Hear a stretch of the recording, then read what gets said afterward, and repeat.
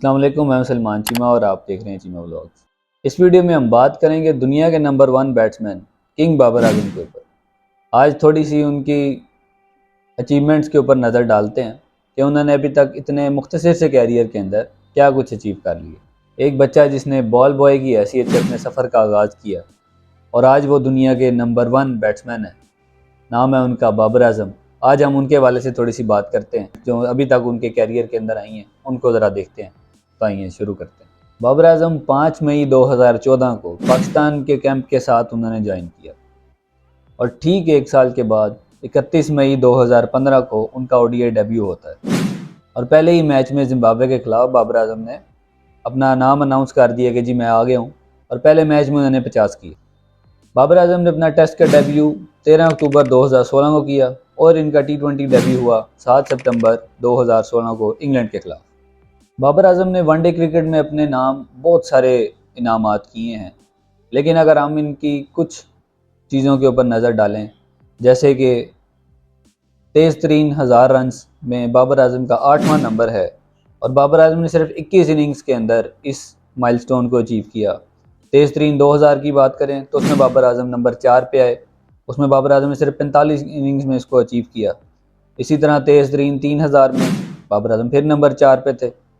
तेज़ तरीन 4000 में बाबर आजम नंबर 2 पे आए और तेज़ तरीन 5000 में बाबर आजम नंबर 1 पोजीशन पे आ गए और दुनिया में सबसे पहले बैट्समैन हैं जिन्होंने इतनी कम इनिंग्स के अंदर 5000 रन का माइलस्टोन अचीव किया है। वो भी सिर्फ 97 इनिंग्स हैं और 99 मैचेस हैं। आज तक ऐसा नहीं पॉसिबल हुआ और दुनिया के बड़े बड़े बैट्समैन जो हैं, जिसमें बेवन रिचर्ड्स और रिकी पॉन्टिंग और जितने भी आप नाम ले लें, जिसमें हाशिम आमला, विराट कोहली, ये सारे उनसे नीचे नज़र आते हैं। ओडीआई क्रिकेट के वाले से बात कर रहे हैं तो ज़रा इसी में मज़ीद डाइव इन करते हैं कि बाबर आजम पाकिस्तान की तरफ से 2016, 2017, 2018 और 2021 में इन 4 सालों में पाकिस्तान की तरफ से उन्होंने सबसे ज़्यादा रन बनाने वाले बाबर आजम क्रिकेटर रहे हैं। अप्रैल 2021 में बाबर आजम ओडीआई की नंबर 1 रैंक पे आए थे। इन्होंने विराट कोहली को पीछे किया था और नंबर 1 का ताज जो है वो अपने सर पे सजाया और उसके बाद इन्होंने पीछे मुड़ के नहीं देखा। आज तक ये नंबर 1 पे बैठे हुए हैं और इनको कोई उतार नहीं सक रहा। नज़र डालें अगर बाबर आजम के टी20 आई कैरियर पे, तो बाबर आजम ने टी20 के अंदर भी काफ़ी अचीवमेंट्स हासिल की हैं, जिसके अंदर अगर हम बात करें तेज़ तरीन 1000 रन की तो उसमें बाबर ने तीसरे नंबर पे उनका नाम आता है। 26 इनिंग्स में उन्होंने इस माइलस्टोन को अचीव किया। तेज़ तरीन 2000 की बात करें तो नंबर 1 बाबर आजम, यानी जब 2000 रन पूरे किए थे तो बाबर आजम दुनिया में सबसे तेज़ तरीन थे। सबसे कम इनिंग्स थी इनकी, 52 इनिंग्स में इन्होंने इस चीज़ को अचीव किया था और 3000 में देखें तो नंबर 2 पे आते हैं। तो बाबर आजम ने कभी भी वाइट बॉल के अंदर अपने आप को नीचे नहीं लगने दिया किसी भी वाले से। अगर तेज़ तरीन 3000 की बात करें तो उसमें बाबर आजम नंबर 2 पे हैं और विराट कोहली नंबर 1 पे हैं। तो अगर देखें तो दोनों की इनिंग्स बिल्कुल बराबर है। 81 इनिंग्स में विराट कोहली नंबर 1 पे और 81 पे ही बाबर आजम नंबर 2 पे हैं। तो आप इसको पहले ही समझें, क्योंकि 81 इनिंग्स बराबर हैं तो इस लिहाज से भी तेज़ तरीन में भी बाबर आजम सबसे ऊपर हैं। तो अगर हम इनकी ज़रा एवरेजेस के ऊपर बात करें तो टेस्ट मैच में जो इनकी एवरेज है वो है 48.6 की, 196 इनका बेस्ट है। 9 इनकी सेंचुरीज़ हैं और 26 इन्होंने उसमें हाफ सेंचुरीज़ की हैं, जबकि मैचेस अभी इन्होंने कितने खेले हैं, सिर्फ 47 मैचेस हैं। बहुत लंबा कैरियर इनके आगे पड़ा है। इसके अलावा अगर हम ओडीआई क्रिकेट की बात करें तो उसमें इन्होंने 99 मैचेस खेले हैं, 97 इनकी इनिंग्स हैं, 5088 स्कोर है इनका, 158 इनके हाईएस्ट हैं और एवरेज तो आप बिलीव ही नहीं करेंगे 59.85, यानी 60 की एवरेज वाला कोई बैट्समैन इस टाइम इस प्लेनेट अर्थ पे एग्जिस्ट ही नहीं करता जो बाबर आजम की क्लास का। 18 इनकी सेंचुरी हैं, 26 इनकी नेस्ट सेंचुरीज हैं।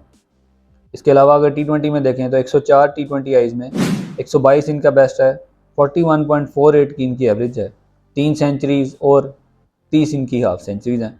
इतनी कंसिस्टेंसी आपको कहीं पे नहीं मिलती, मिल ही नहीं सकती, चांस ही नहीं है। ओवरऑल इनका देखें तो 30 इनकी सेंचुरीज हैं और 82 इनकी 50s हैं। एक और इन्होंने अपने रिकॉर्ड नाम किए कि दुनिया क्रिकेट में अगर टी20 आईज की बात करें, सारी डोमेस्टिक लीग्स और इंटरनेशनल और सारा एड अप कर लें तो इसमें क्रिस गेल सिर्फ इनसे ऊपर आते हैं जिनकी 22 सेंचुरीज हैं। उसके बाद बाबर आजम है। बहुत बहुत बड़े बड़े नाम हैं जो T20I के सूरमा के लाए जाते हैं, बहुत तेज़ खेलने वाले ओपनर्स भी हैं और पता नहीं क्या कुछ अजीब अजीब बातें करने वाले और अजीब अजीब तरीक़ों से खेलने वाले, लेकिन बाबर आजम स्मूथली खेलते हैं और इन सब को पीछे छोड़ते जा रहे हैं आराम से। क्रिस गेल के बाद अब 22 सेंचुरीज उनकी हैं, 9 सेंचुरीज इनकी हो गई हैं। और जबकि अगर हम इन दोनों के मैचेस का मुआवजा करें तो उन्होंने 463 मैचेस खेले हैं, जिसमें उनके 88 50s और 22 सेंचुरी हैं गेल की। अगर बाबर आजम को देखें तो 260 मैचेस में 76 50s और 9 सेंचुरीज हैं। तो अगर बाबर आजम उस टाइम तक पहुंचते हैं जितने मैचेस गेल ने खेले हैं या उससे हाफ में भी, ये तो आराम से इसको क्रॉस कर देंगे। 50s तो लगभग इनकी सिर्फ 12 रह गई हैं, तो ये रिकॉर्ड भी इनके नाम आने वाला है। इसके अलावा बाबर आजम के पास एक और रिकॉर्ड है जो नंबर 1 पोजीशन पर रहने का, मोस्ट कंसेक्यूटिव डेज। उसमें बाबर आजम जो है वो 670 दिन नंबर 1 पोजीशन पर रहे हैं। और अगर ओवरऑल बात करें तो बाबर आजम तकरीबन 1087 दिन जो हैं वो नंबर 1 पोजीशन को संभाली रखे, मतलब मुख्तलिफ टाइम्स में, मतलब कभी आ गए, कभी नंबर 2 पे आ गए, कभी 3 पे चले गए, उसके बाद फिर दोबारा 1 अचीव कर ली। तो अगर सारा टाइम मिला के देखें तो 1087 डेज़ हैं, जो कि उन्होंने विराट कोहली को पास किया है, उनके 1013 डेज़ थे। तो अब सबसे पहले बैट्समैन बाबर आजम हैं जिनके इतने ज़्यादा नंबर 1 पे डेज़ गुजरे हैं। और कंजेक्टिव में भी बाबर आजम सबसे ऊपर हैं, जिनके 670 दिन जो है वो नंबर 1 पोजीशन पे कंजेक्टिवली हो रहे हैं। इस पीरियड में तकरीबन 4 नवंबर 2018 से लेकर 3 नवंबर 2020 तक बाबर आजम T20 में नंबर 1 पोजीशन उन्होंने संभाली रखी है। अगर हम इनकी ओवरऑल रैंकिंग की बात करें तीनों फॉर्मेट्स में, तो बहुत कम प्लेयर ऐसे मिलते हैं जो आपको, बल्कि ऐसा कोई भी प्लेयर नहीं होगा जो इवन के टॉप 10 में भी हो तीनों फॉर्मेट्स के अंदर। अगर आप जो फैब 4 या फैब 5 का जिक्र होता है, अगर उन प्लेयर्स को भी देखें तो आपको तीनों रैंकिंग्स में, यानी तीनों टेस्ट, ODI और T20 में, तीनों में आपको वो नहीं मिलेंगे। जबकि बाबर आजम की क्लास डिफरेंट है, ODI में नंबर 1, T20 में नंबर 3 और टेस्ट में नंबर 5, यानी टॉप 5 में तीनों रैंकिंग तीनों फॉर्मेट्स के अंदर। ऐसी क्लास का प्लेयर आपको दुनिया में कहीं नहीं मिलेगा। तो अगर हम इनकी कैप्टनसी की बात करें तो कैप्टनसी के अंदर अगर हम सिर्फ पाकिस्तान की बात करते हैं तो पाकिस्तान के अंदर सबसे ज़्यादा विनिंग परसेंटेज वाली एवरेज जो है वो बाबर आजम की है। इन्होंने सिर्फ 25 मैचेस खेले हैं, ODI की बात कर रहा हूँ, और 17 मैचेस इन्होंने जीते हैं। 68% इनका विनिंग परसेंटेज है। किसी हमारे बड़े कैप्टन का जो इतने इतने मैचेस खेले हैं उनका इतना स्टैट रिकॉर्ड नहीं था, लेकिन पता नहीं क्यों ये नाकिदीन को समझ नहीं आती और हर टाइम जो है ना वो बाबर आजम की कप्तानी और इनके चीज़ों के पीछे पड़े रहते हैं। 68% आपका विनिंग एग्रीगेट हो किसी भी फॉर्मेट में, तो और आपको चाहिए क्या। इसके साथ साथ अगर T20I के वाले से बात करें तो T20I में दुनिया में, सिर्फ पाकिस्तान की बात नहीं है, पूरी दुनिया में सबसे ज़्यादा जो विन्स हैं वो बाबर आजम के नाम पे। इससे पहले धोनी से उनकी 41 विन्स थी और उनको सारी दुनिया मानती है कि वो सबसे अच्छे कैप्टन रहे हैं, लेकिन बाबर आजम उनको भी क्रॉस कर गए हैं। अब दुनिया में सबसे ज़्यादा विन्स बाबर आजम के पास है, 42 विन्स हैं इनकी एज कैप्टन। इसमें एक और चीज़ ऐड करता चलूँ कि ODI क्रिकेट के अंदर अगर हम पाकिस्तान के वाले से सिर्फ बात करते हैं तो पाकिस्तान में सिर्फ सईद अनवर हैं जिन्होंने आज तक सबसे ज़्यादा सेंचुरीज हैं, उनकी 20 सेंचुरीज हैं, और लेकिन उनके मैचेस बहुत ज़्यादा, इनिंग्स उन्होंने 244 इनिंग्स खेली हैं। जबकि बाबर आजम को देखें तो 97 इनिंग्स के अंदर 18 सेंचुरीज वो कर चुके हैं और सेकंड मोस्ट हैं पाकिस्तान के अंदर। और इजीली ये तो और 3-4 मैच खेलेंगे तो ये इजीली जो है ना वो सईद अनवर को क्रॉस कर देंगे। और बाबर आजम की कैप्टनसी में पहली बार पाकिस्तान जो है वो नंबर 1 पे आया। इवन कि पाकिस्तान की हिस्ट्री में पाकिस्तान पहली बार आया और वो किसकी कैप्टनसी में आया, बाबर आजम की कैप्टनसी में। और अगर हम T20 के वाले से बात करें तो T20 में बाबर आजम की सबसे ज़्यादा सेंचुरीज हैं, 3 सेंचुरीज जिन्होंने बनाई हैं। तो पाकिस्तान में अभी तक कोई ऐसा बैट्समैन नहीं जिन्होंने 3 बनाई हों। इसके अलावा हम थोड़ी सी नज़र डालते हैं बाबर आजम को जो अवार्ड्स मिले हैं उनके ऊपर। अभी हम PCB के अवार्ड्स के ऊपर बात नहीं करेंगे क्योंकि नेशनल अवार्ड्स तो फिर बहुत ज़्यादा मिल जाते हैं, हम सिर्फ ICC के अवार्ड्स के ऊपर बात करते हैं।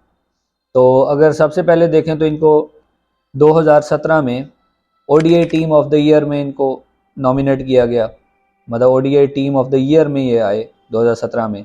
उसके बाद 2019 की ODI team of the year में आए, फिर 2021 की ODI team of the year में आए, ठीक है। इसके बाद अगर हम ODIs की मज़ीद बात करें तो 2021 की जो ODI टीम बनी उसका एजाज़ी तौर पर इनको कैप्टन भी बनाया गया। 2021 की जो T20I टीम बनी उसमें भी एजाज़ी तौर पर इनको कैप्टन बनाया गया। उसके बाद जो 2021 का T20 वर्ल्ड कप हुआ था उसकी जो हर वर्ल्ड कप के बाद आपको पता है कि टीम ऑफ द टूर्नामेंट बनाई जाती है, तो उसमें जो टीम ऑफ द टूर्नामेंट बनी उसके कैप्टन भी बाबर आजम थे। तो एक बहुत बड़ा एजाज़ होता है किसी भी प्लेयर के लिए ये चीज़, कि अब ये कोई ऐसी चीज़ नहीं है। लेकिन आप ये देखें कि पूरी दुनिया में कैप्टन हैं, पूरी दुनिया के बड़े बड़े प्लेयर्स होते हैं, और टीम ऑफ द टूर्नामेंट के अंदर तो हर टीम से कुछ ना कुछ प्लेयर ऐड होते हैं, लेकिन ये एजाज़ हर बंदे को हासिल नहीं होता। और इतना कंसिस्टेंट तौर पे मतलब हर साल ही तकरीबन उनको ये इस चीज़ से नवाजा जा रहा है। उसके बाद देखें तो 2021 में इन्होंने ICC player of the month अप्रैल में इनको अवार्ड मिला था। उसके अलावा पिछले साल इनको सर गारफील्ड सॉबर्स की जो ट्रॉफ़ी होती है वो हर साल किसी प्लेयर को दी जाती है। 2022 में बाबर आजम को वो दी गई। ODI cricketer of the year 2022 Babar Azam थे। Captain of the year ODI में बाबर आजम थे 2022 में। Winner of ICC player of month 2022 यानी मार्च के अंदर वो भी बाबर आजम थे। और इन सारी चीज़ों को देखते हुए बाबर आजम की सारी अचीवमेंट्स को, जो कि अभी छोटे से कैरियर के अंदर इतनी ज़्यादा अचीवमेंट्स हैं, उस सब को देखते हुए पाकिस्तान गवर्नमेंट ने 23 मार्च को बाबर आजम को सितारे इम्तियाज़ से नवाजा। इसके अलावा एक चीज़ ज़रूर मैं हाईलाइट करना चाहूँगा, इस चीज़ से ऐसा सच फ़र्क पड़ता नहीं है, क्योंकि जितने नाक़दीन हैं उससे ज़्यादा बाबर के चाहने वाले हैं क्रॉस द बॉर्डर्स, ठीक है।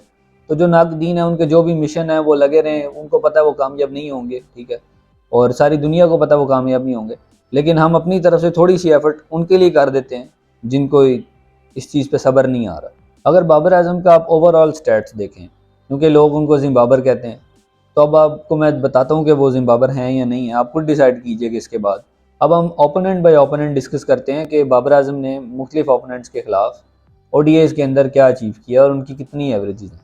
सबसे ज़्यादा रन जो बाबर आजम ने बनाए हैं वो इंग्लैंड के खिलाफ हैं 816, उसमें उनकी एवरेज 48 की है, ओडीआईज़ में बात कर रहा हूँ। उसके बाद न्यूजीलैंड के खिलाफ 49 की, वेस्ट इंडीज़ के अगेंस्ट उनकी 80 की एवरेज है, ऑस्ट्रेलिया के खिलाफ उनकी 74 की एवरेज है। इसके बाद अगर हम साउथ अफ्रीका की बात करें 65 प्लस एवरेज है, श्रीलंका के खिलाफ 62, जिम्बाब्वे के खिलाफ 114। तो अगर आप वो देखें तो सिर्फ 8 मैच खेले हैं, तो अब क्या यार छोटी टीम के खिलाफ बाबर 0 पे आउट हो जाया करे, अब छोटी टीम को स्कोर भी ना करे क्या? तो बड़ी टीम्स के खिलाफ तो आपको नज़र नहीं आता। नेदरलैंड के खिलाफ 74, इंडिया के खिलाफ 31, चूँकि इंडिया के खिलाफ अभी सिर्फ मैच ही 5 खेलें, तो ज़रा इंडिया को आ लेने दें तो फिर हम उनको भी देख लेंगे। और अफगानिस्तान के खिलाफ 56 की एवरेज है। तो अब इसमें कहाँ से जिम्बाबर और कहाँ से जो इस तरह की बातें आप लोग करते हो, उन चीज़ों की समझ नहीं आती। काइंडली थोड़ी सी इस तरह की बातें करने से पहले ज़रा इन स्टैट्स के ऊपर गौर कर लिया करें। अगर आप क्रिकेट फ़ैन होते तो आपको पता होता, अगर आपका मिशन सिर्फ ये ना होता कि किसी एक को पकड़ के नीचे उतारना दूसरे को ऊपर चढ़ाना, तो आपको साफ नज़र आता कि कौन क्या कर रहा है। इसके अलावा मेरी पीसीबी से एक रिक्वेस्ट है कि पाकिस्तान को T20 से थोड़ा सा आप रोक के रखें। प्लेयर्स का जितना पोटेंशियल होता है वो T20 आइज की तरफ चला जाता है। मतलब आप हारिस रऊफ को देखें, 2020 में उन्होंने अपना स्टार्ट लिया था और अभी 85 जो है वो T20 आइज खेल चुके हैं। बाबर आजम की बात करें तो पिछले 4 सालों में बाबर आजम को सिर्फ 24 जो है वो ODIs मिले हैं। तो एक प्लेयर के साथ जाती है, आप उसकी एज बढ़ाते जा रहे हो। 24 आपने उसको वनडे मैचेस दिए हैं, और अगर आप रैंकिंग्स में देखें ना तो पाकिस्तान वो टीम है जिसने सबसे कम ODI मैचेस खेले हैं और वो फिर भी टॉप पे आ गई है। तो अब आप और पाकिस्तान से क्या एक्सपेक्ट करते हैं? मैचेस आप उनको देते नहीं हो और आप कहते हो कि रैंकिंग में जो है हम वो नंबर 1 से भी कहीं ऊपर कोई नंबर है तो उस पर चले जाएँ। तो इस तरह होता नहीं है, आप मैचेस देते हैं। इंडिया ने ऑलमोस्ट मेरे 40 से 45 मैच खेले हैं सिर्फ इन 3-4 सालों के अंदर। तो ये चीज़ गौर में लाएँ और T20 से थोड़ा सा प्लेयरों का ध्यान हटाएं, उनको वनडे क्रिकेट की तरफ लेके आएँ ताकि रिकॉर्ड्स आपको मजीद फिर नज़र आएंगे। अब बाबर आजम इस तरह ही अगर उनके साथ पीसीबी सलूक करता रहा तो ये तो बेचारे बूढ़े हो जाएंगे और इनके मैच जो हैं वो 200 भी नहीं होंगे। मतलब 28 से ऊपर उनकी एज हो गई है, अभी उन्होंने सिर्फ 100 मैच उनका पूरा नहीं हुआ अभी तक। तो उम्मीद करता हूँ आपको ये वीडियो पसंद आई होगी, और अगर आपके ज़हन में बाबर आजम की कोई ऐसी अचीवमेंट है या आपके लिहाज से जो उसकी बेस्ट इनिंग्स है वो हमें कमेंट बॉक्स में ज़रूर बताएं, और इंशाल्लाह मिलते हैं आपसे अगली वीडियो में। तब तक के लिए अल्लाह हाफ़िज़।